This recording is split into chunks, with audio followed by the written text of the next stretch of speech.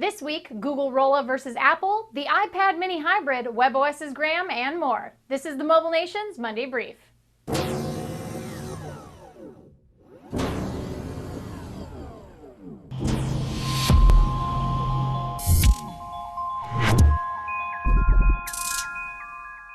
Greetings, mobile delegates. I'm Ashley Esqueda, and you're tuned in to the Mobile Nation's Monday Brief.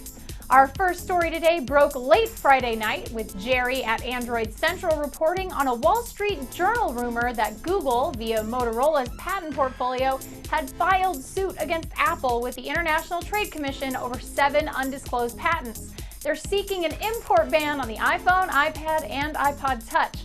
It looks like those patents include location reminders, email notifications, and a few others.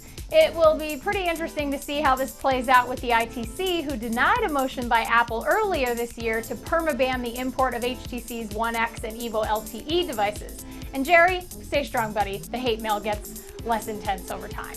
Over in the land of Windows Phone Central, Danny and the rest of the WinPhone Nation are more than ready to see Nokia's initial lineup of Windows 8 smartphones unveiled. And it looks like we've gotten the save the date card. An event hosted by both Nokia and Microsoft is scheduled for September 5th in New York City, and you can bet Windows Phone Central will be there bringing you up-to-the-minute coverage of all things Apollo.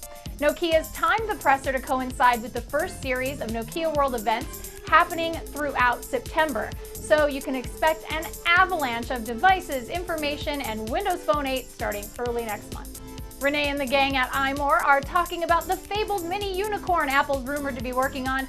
Yes, we're still speculating about the iPad mini, but one of my favorite things about iMore is that it's not just empty words. There's a lovely column about the potential size and form factor of the 7-inch iPad, with a shout out to 9to5 Mac's Seth Weintraub for a lovely render of what the smaller iPad might look like. It seems like a lot of journalists are agreeing that it will have the thinness and smaller bezel of an iPod Touch, but retain the full functionality of the full-sized iPad. Either way, we're getting closer to the official Apple event as fall looms on the horizon, and if the price and design rumors are true, it could be a very green holiday season for Cupertino. WebOSNation, there's someone Hewlett-Packard wants you to meet.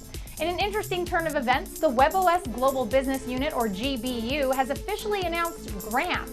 And what is Graham exactly? Well, the company isn't saying much, claiming to be in stealth mode while they work out all the logistics, but the press release indicates a complete lack of future hardware, with Graham focusing on their WebOS, Enyo, and cloud services offerings. Even stranger is that this appears to be a completely separate entity from Hewlett-Packard, but it still retains HP funding.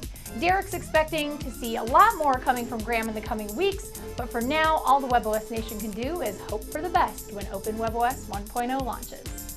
RIM is still pushing towards their hotly anticipated launch of BB10, and last week, CrackBerry reported that Waterloo will officially standardize screen resolutions for developers of their newest OS. Historically, BlackBerry devs have lamented the fact that so many different devices with so many different screen sizes and resolutions made it really tough to create apps. Fortunately, RIM listened to the voices of their dev community and have made it clear developers can focus on just 2 standard screen sizes for BB10 phones. The first, 1280 by 720, is meant for full-screen devices with virtual keyboards or sliders, and the second, 720 by 720, is meant for BlackBerry phones with a physical keyboard. Hopefully, the streamlined development standards mean even more apps when BB10 launches next year. That's it for your Mobile Nation's Monday Brief. You can subscribe to our YouTube channel at youtube.com/mobilenations. Check out our network of dazzling and informative podcasts at mobilenations.com/shows, and you can follow me on Twitter at Ashley Esqueda. Nations, you have been briefed.